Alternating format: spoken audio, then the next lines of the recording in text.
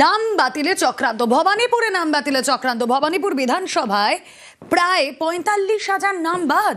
৭৭ নম্বর ওয়ার্ডে উল্লেখযোগ্যভাবে নাম বাতিল। ৭৭ নম্বর ওয়ার্ডে ভোটারের নাম বাদে চক্রান্তের অভিযোগ।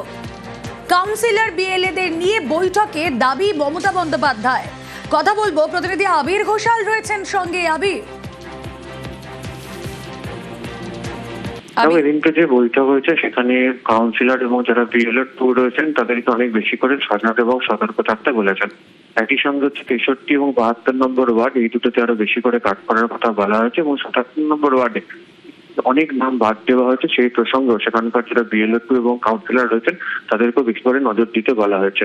এদিনকে তিনি বিএলএ যারা রয়েছেন তাদেরকে বলেছেন যে তারা প্রত্যেকদিন দিন রাত এক করে পরিশ্রম করছেন। আগামী কয়েকদিন এই পরিশ্রমটা তাদেরকে চালিয়ে যেতে হবে। প্রত্যেকদিন প্রয়োজনে বাড়ি বাড়ি মানুষের যেতে হবে এবং যাদেরকে বিভিন্ন সময় হিয়ারিং এ নিয়ে যাওয়া হচ্ছে তাদের সঙ্গে সারাক্ষণ থাকতে হবে এবং শেষ মুহূর্ত পর্যন্ত স্ক্রুটিনির কাজে তাদেরকে নজর রাখতে হবে।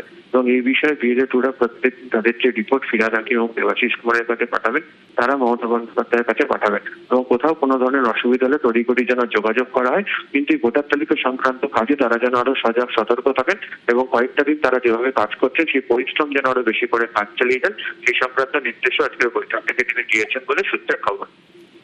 বেশ।